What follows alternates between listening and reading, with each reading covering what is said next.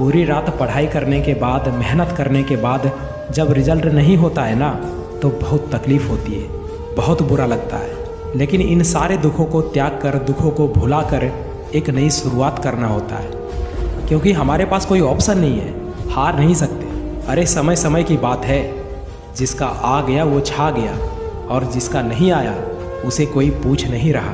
सुबह रूम से लाइब्रेरी और लाइब्रेरी से रूम, आजकल ऐसी ही चल रही है ज़िंदगी। हाँ, मुझे पता है कि ये दुनिया सिर्फ सक्सेस को ही सलाम करती है, संघर्ष में तो आदमी अकेला ही होता है। इसीलिए तो जी जान से मेहनत कर रहा हूँ, अकेले ही सही, लेकिन अपनी परिस्थितियों से, अपनी कमज़ोरियों से लड़ रहा हूँ। किसी ने कहा था कि तुमसे नहीं होगा, बस इसी बात को तो पलटना है, क्योंकि जब कोई बात दिल पर लग जाती है ना, तो कामयाब होना ज़रूरी बन जाता है।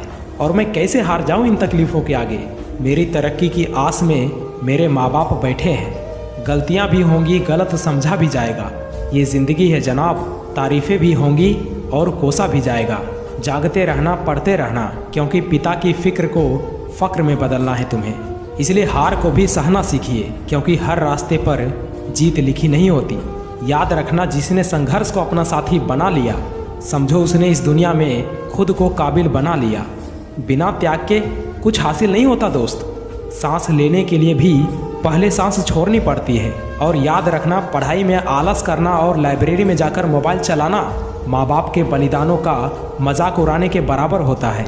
इसलिए पढ़ाई कर रहे हो तो केवल पढ़ाई करो, हर चीज़ को साइड कर दो जो तुम्हें तुम्हारी मंजिल तक जाने से रोक रही हो। याद रखना, सफलता का पहला कदम हमेशा मुश्किल ही होता है। अगर सफलता इतनी आसान होती तो आज हर व्यक्ति सफल होता। इसलिए जाओ और मेहनत करो।